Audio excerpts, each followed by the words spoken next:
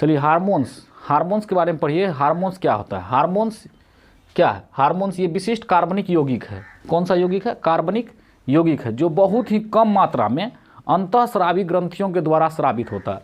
अब ये अंतःस्रावी ग्रंथियाँ क्या है, इसको समझेंगे। ये अंतःस्रावी ग्रंथियों को हम आपको नेक्स्ट वीडियो में हम बता देंगे कि अंतःस्रावी ग्रंथि किसको कहते हैं। ठीक है, कौन कौन अंतःस्रावी ग्रंथि है जिसके द्वारा हार्मोन का स्रवण होता है, हार्मोन स्रावित होता है, हार्मोन निकलता है।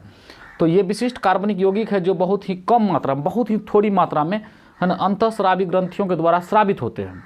ठीक है, इनकी थोड़ी मात्रा ही विभिन्न प्रकार के शरीर क्रियात्मक कार्यों के नियंत्रण और समन्वय के लिए पर्याप्त होती है। थोड़ी मात्रा ही शरीर के विभिन्न प्रकार के क्रियात्मक कार्यों को करने के लिए है ना पर्याप्त होती है, थोड़ी सी मात्रा, समझे।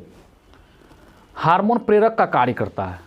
किसका कार्य करता है? प्रेरक का कार्य करता है, प्रेरित करता है।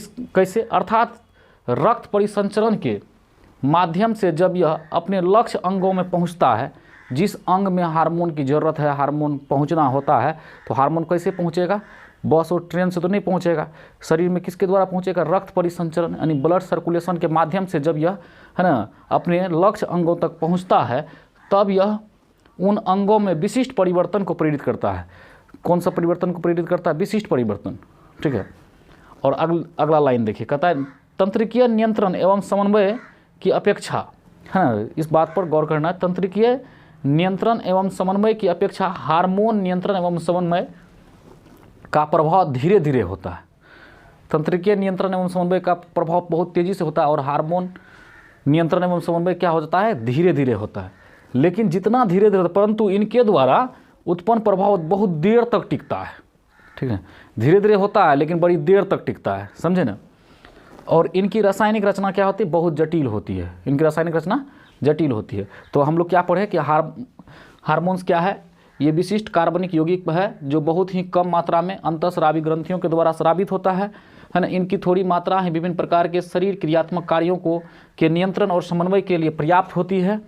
ठीक, हार्मोन प्रेरक का कार्य करता है, अर्थात रक्त परिसंचरण के माध्यम से जब यह अपने लक्ष्य अंगों तक पहुंचता है, तो वहाँ पर क्या करता है? उन अंगों में विशिष्ट परिवर्तन को प्रेरित करता है, विशिष्ट परिवर्तन को प्रेरित करता है। ठीक है, तंत्रिकीय नियंत्रण एवं समन्वय की अपेक्षा हार्मोन नियंत्रण एवं समन्वय का प्रभाव बहुत धीरे धीरे होता है। ठीक है, जितना तेज़ी से तंत्रिकीय नियंत्रण एवं समन्वय को समझिए कि वो सुपर फास्ट ट्रेन है, तुरंत काम करेगा। ये जो है घाट गाड़ी है। ठीक है, और घाट गाड़ी जब स्टेशन पर लग गई तो सुपर फास्ट तो तुरंत आई, तुरंत चली गई। और घाट गाड़ी जब आती है तो आई तो फिर टिक जाती है। तो इसीलिए प्रभाव धीरे धीरे होता है, परंतु इनके द्वारा उत्पन्न प्रभाव देर तक टिकता है। ठीक है, इनकी रासायनिक रचना जटिल होती है। इनकी रासायनिक रचना क्या होती है? जटिल होती है। ठीक है, इसको आप कॉपी में लिख लीजिए।